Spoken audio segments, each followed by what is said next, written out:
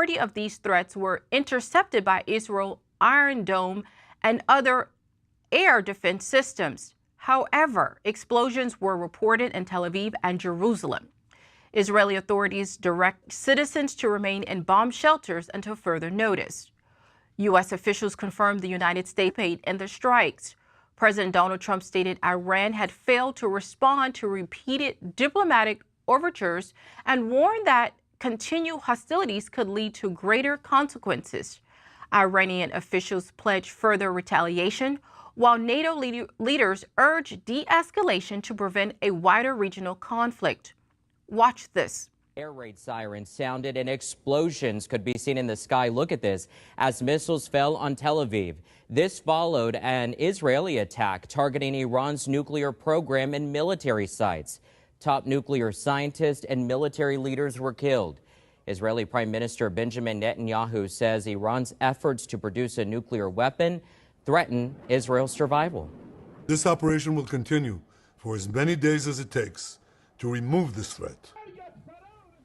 In Tehran, Iranians protested Israel's attacks. Meantime, the Trump administration says the U.S. was not involved in Israel's military operation. A federal investigation is underway to determine who is financing anti-immigration and custom enforcement ICE riots in Los Angeles and other U.S. cities, following reports of large-scale funding requests for protest participation.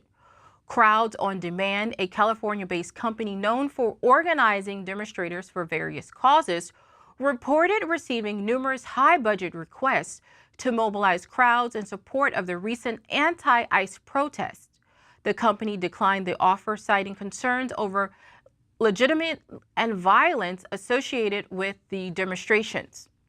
Republican lawmakers, including Senator Josh Hawley and Representative Ken Kiley, have initiated congressional inquiries into nonprofit groups allegedly involved in organizing and funding the protests.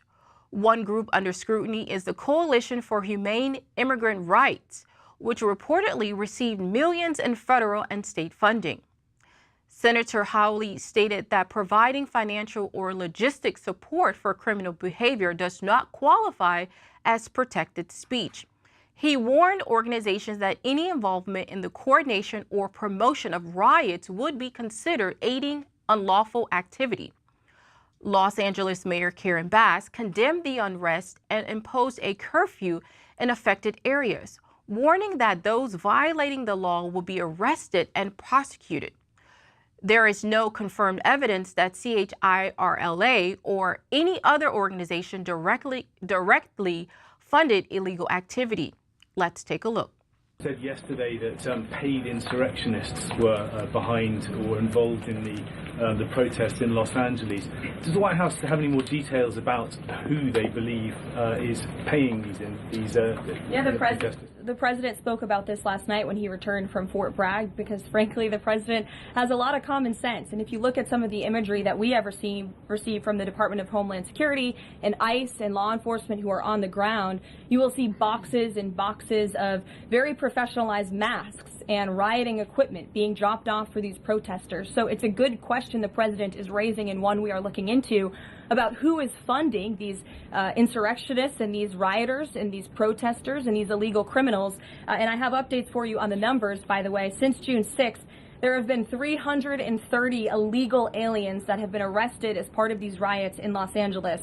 113 of those illegal aliens had prior criminal convictions. And overall, and this includes arrests of American citizens, there's been 157 people arrested for assault and obstruction-related charges, including the attempted murder of a police officer with a Molotov cocktail. So who is funding these illegal aliens who are coming in with this very professional riot gear? It's a question everyone in this room who cares about truth should be asking. And we encourage your help in trying to get to the bottom of that question. Indeed. A federal judge in Massachusetts has ruled against a March 2025 executive order issued by President Donald Trump that sought to impose new voter verification standards for federal elections. Judge Dennis Casper of the U.S. District Court concluded that the Constitution does not grant the president authority to unilaterally impose election regulations. The executive order mandated that states require documentary proof of U.S. citizenship to register for federal elections, restrict mail-in ballots to those received by Election Day, and condition federal election funding on compliance with these measures. A coalition of Democratic attorney generals challenged the order, arguing it encroached on state authority to regulate elections. The judge agreed, citing the substantial administration burden and cost that requirements would impose on states. This decision marks the second judicial setback for the order. A separate ruling from a Washington, D.C. federal judge had previously blocked key provisions, including the citizenship requirement for the federal voter registration form. The legal challenges are ongoing.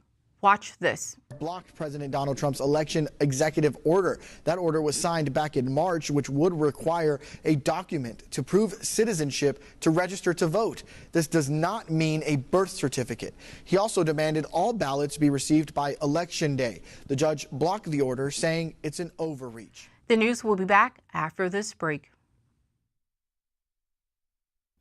Money is the sign of shortage.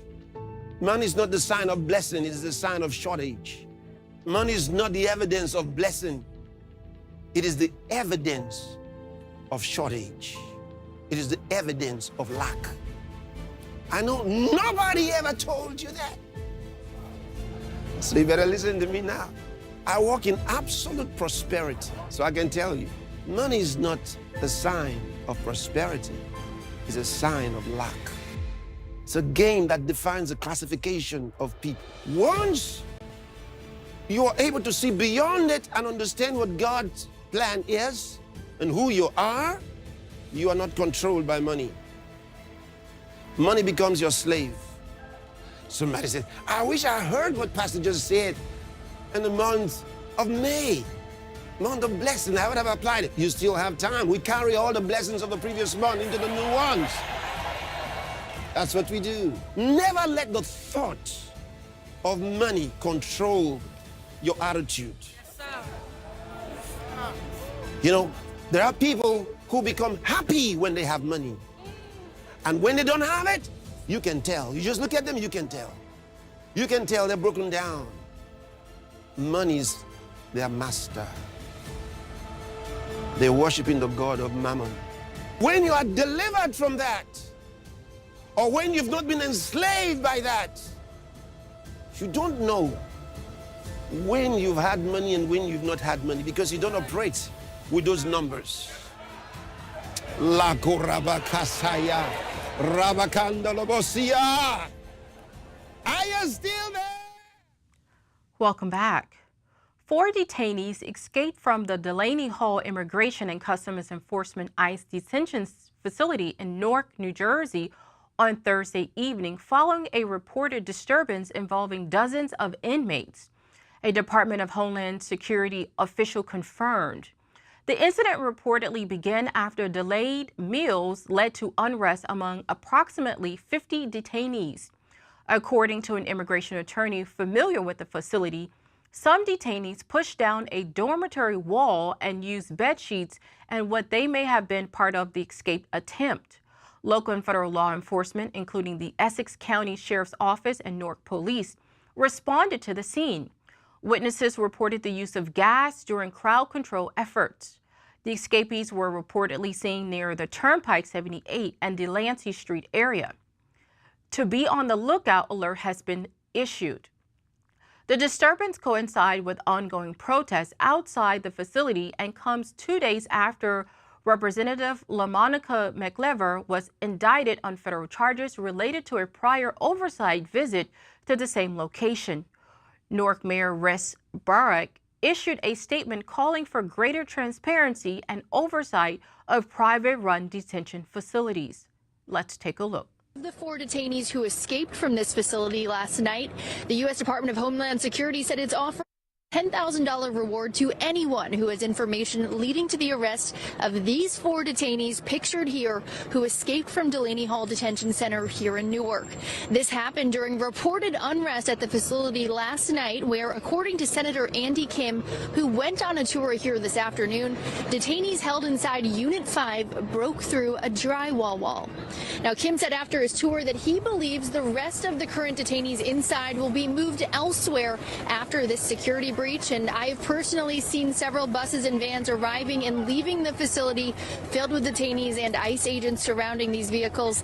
Some detainees again inside the vehicles in handcuffs, and the destination of these transport vans remains unknown. Crude oil prices rose sharply on Friday after Israel launched airstrikes on Iranian targets, escalating tensions in the Middle East and rising concerns over potential disruptions to global energy supplies. West Texas Intermediate crude jumped by $4.94 or 7.26%, closing at $72.98 per barrel. Brent crude rose by $4.87 or 7.2%, ending at $74.23 per barrel. An after-hours trading price rose more than 8% following news that Iran had launched retaliatory missile strikes. The Israeli strikes, described by Prime Minister Benjamin Netanyahu as a targeted military operation, reportedly focused on Iran's nuclear and ballistic missile infrastructure. Iranian oil facilities were not among the targets. Israel stated that the operation would continue until perceived threats were eliminated. The conflict has raised fears that the Strait of Hormuz, a critical passage for about 20% of the world's oil, could be affected. However, analysts noted that Iran has limited ability to block the strait completely, and alternative shipping routes through the UAE and Oman waters remain viable. The International Energy Agency, known as the IEA, confirmed it is monitoring the situation closely and has 1.2 billion barrels of emergency reserves ready if needed. U.S. officials have stated they were not involved in the Israeli operation, while President Trump reiterated his earlier ultimatum to Iran regarding its nuclear program. Market analysts warn that further escalation could impact oil production or transport in the region, though no current disruption to Iranian exports has been reported.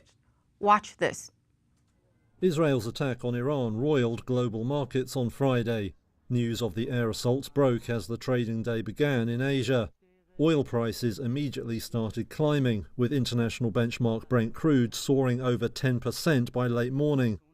Traders fear Iran's retaliation could include blocking the flow of oil through the Gulf. One estimated that Tehran could potentially hinder shipments of up to 20 million barrels per day.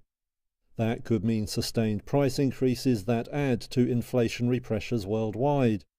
And that's unlikely to go down well with US President Donald Trump, coming hours after he threatened to berate Energy Secretary Chris Wright over existing increases. But I don't like it. The oil prices have gone up just a little bit over the last few days. I was going to call it, just really start screaming at you.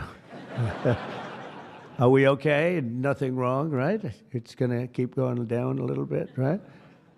Traditional safe haven assets, including gold and the Japanese yen, also gained following news of the attack on Iran. The precious metal rose over 1% in morning trade. But stocks headed the other way, with benchmark indexes in Japan and South Korea both losing over 1%. Big exporters were among the hardest hit in Tokyo trade, with the stronger yen threatening to make their goods more expensive in overseas markets. Toyota shares fell over 2%, with Mazda down around 3%. Now analysts say the scale of further market moves will depend on the full details of Israel's attack and what Iran does next. Larry Ellison, co-founder and executive chairman of Oracle, became the world's second richest individual after his net worth surged by $26 billion in one day. The increase came as Oracle's stock price jumped nearly 13.5% following the company's strong fiscal fourth quarter earnings report, according to Forbes. Oracle reported $15.9 billion in revenue for Q4 of its 2025 fiscal year, representing an 11% year-over-year increase.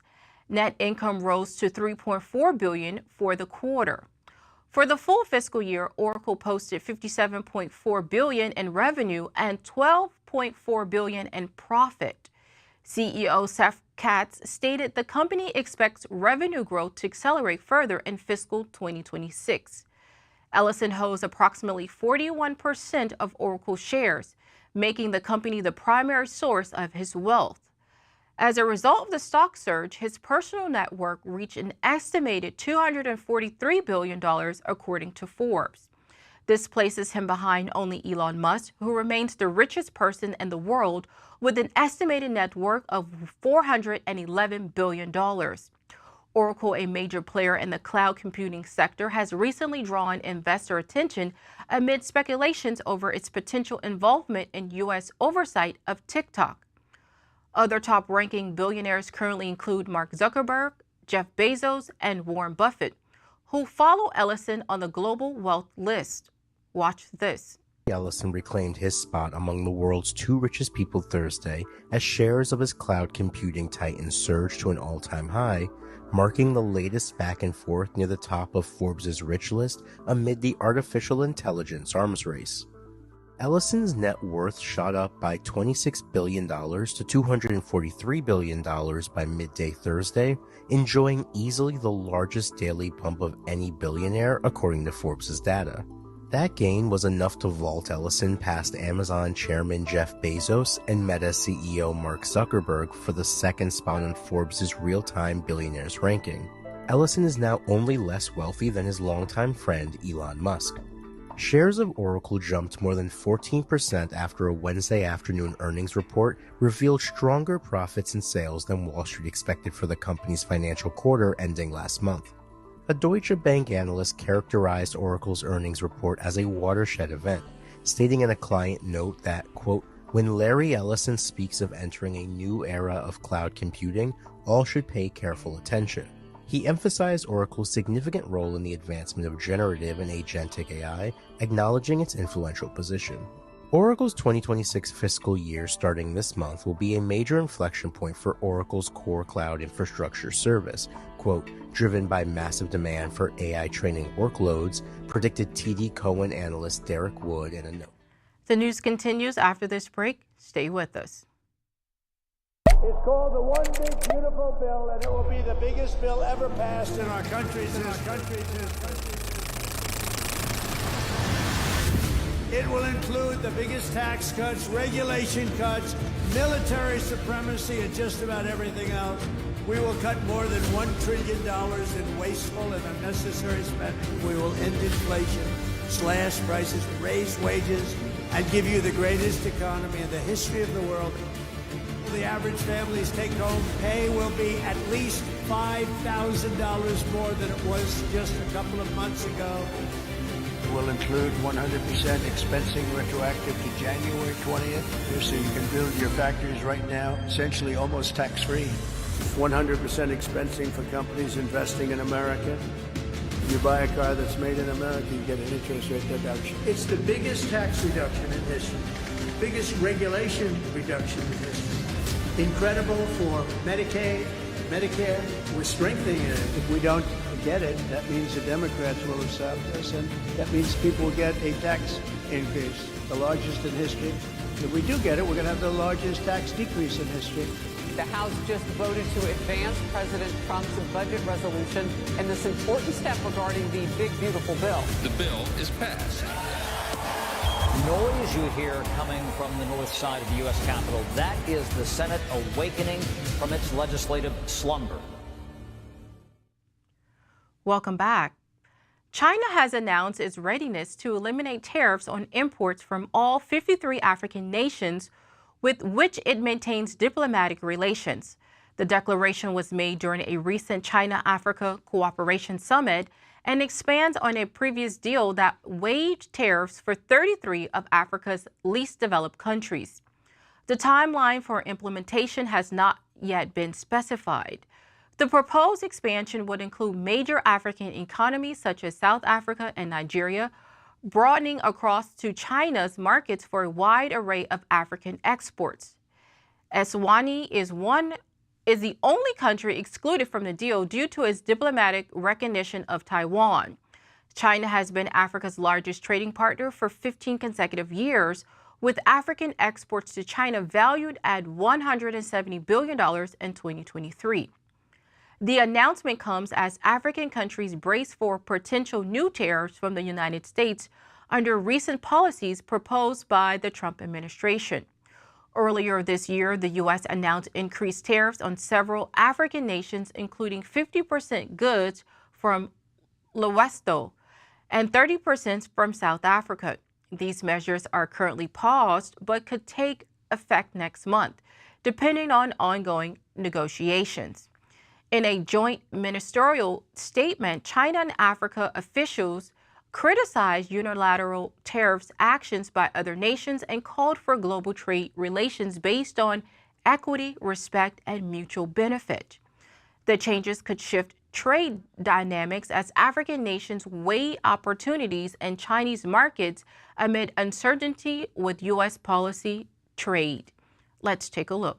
The statement follows recent U.S. tariff hikes under President Trump, with new levies imposed on imports from key African exporters. Lesotho now faces tariffs of up to 50%, while Madagascar, Mauritius, Botswana, and South Africa have also been hit with steep duties ranging from 31 to 47%. Already, several African nations are facing increasing trade friction with the United States. However, the China-Africa joint statement is calling on all nations, particularly the U.S., to resolve trade disputes through dialogue based on mutual respect, criticize the unilateral measures that disadvantage developing economies. Beijing's zero tariff initiative is widely seen as both a diplomatic and economic strategy. With China's domestic economy grappling with slowing growth, the move is expected to stimulate Africa's exports to the Chinese market while supporting Chinese state-owned enterprises seeking new demand overseas. China remains Africa's largest bilateral lender and a leading infrastructure partner, with this latest policy reinforcing its long-term investment footprint. Two men have been sentenced to prison in the United Kingdom for their roles in a 2019 theft of a fully functional 18-karat gold toilet from Benheim Palace, valued at more than $6 million. James Shin, 40, received a 4-year sentence after pleading guilty to burglary, conspiracy, and transferring criminal property. Michael Jones, 39, was sentenced to 2 years and 3 months following a trial conviction for burglary. The toilet, titled America by Italian artist Maurizio Cattelan, was removed from active plumbing at a historic and has not been recovered. The theft occurred in the early morning hours and was carried out under 6 minutes, according to the judge. Investigators say the thieves used sledgehammers and a crowbar to detach the artwork, causing extensive damage to the UNESCO World Heritage Site. Surveillance footage captured the suspects fleeing with the piece. Evidence presented in court, including DNA found on a tool left at the scene and gold fragments at Sheen's residence. Authorities believe the toilet was dismantled and sold. No additional arrests have been made, though police say the investigation is ongoing. The toilet, a statuary piece commenting on wealth, had been previously displayed at the Guggenheim Museum in New York and was briefly offered to the White House during Donald Trump's presidency. Just before we end the news, a quick look at tomorrow's weather forecast.